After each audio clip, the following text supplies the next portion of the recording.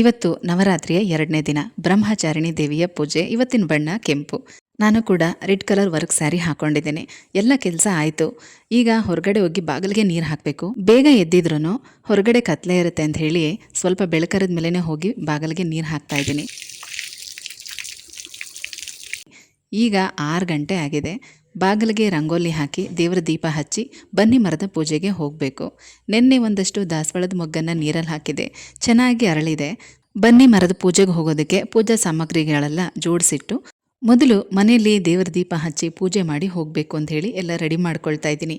ಇಲ್ಲಿ ನಾನು ಒಬ್ಬಳೇ ಈಗ ಸದ್ಯಕ್ಕೆ ದೇವಸ್ಥಾನಕ್ಕೆ ಹೋಗ್ತಾ ಇರೋದ್ರಿಂದ ಸ್ವಲ್ಪ ನಿಧಾನಕ್ಕೆ ಹೋಗ್ತಾ ಇದ್ದೀನಿ. ಬೆಳಗ್ಗೆ 6:30 ಆಗಿತ್ತು. ನಾನು ಎಲ್ಲ ಕೆಲಸ ಮುಗಿಸಿ ಮನೇಲೂ ಪೂಜೆ ಮುಗಿಸಿ ಬನ್ನಿ ಮರಕ್ಕೆ ಹೋಗೋ ಅಷ್ಟೊತ್ತಿಗೆ. ಇದೇ ಮೊದಲನೇ ವರ್ಷ ಬನ್ನಿ ಮರದ ಪೂಜೆನ 9 ದಿನ ಮಾಡಬೇಕು ಅಂತ ಅಂದ್ಕೊಂಡಿದ್ದೀನಿ. ಈಗಿರೋವಂಥ ನಮ್ಮ ಹೊಸ ಮನೆ ಹತ್ರ ಬನ್ನಿ ಮರ, ಅರಳಿ ಮರ, ಅಶ್ವತ್ಥ ಕಟ್ಟೆ ತುಂಬ ಹತ್ತಿರದಲ್ಲಿದೆ. 2 ನಿಮಿಷದಲ್ಲಿ ನಡ್ಕೊಂಡೇ ಹೋಗಿ ಬರ್ಬೋದು. ಮತ್ತು ತುಂಬ ಚೆನ್ನಾಗಿದೆ. ಇನ್ನೂ ಯಾರು ಕೂಡ ಬಂದಿರಲಿಲ್ಲ. ಇಲ್ಲಿಂದ ಸ್ವಲ್ಪ ಮುಂದೆ ಹೋದರೆ ಶಿವನ ದೇವಸ್ಥಾನದ ಹತ್ರನೂ ಕೂಡ ಬನ್ನಿ ಮರ ಇದೆ. ತುಂಬ ಜನ ಅಲ್ಲೂ ಕೂಡ ಪೂಜೆ ಮಾಡ್ತಾರೆ.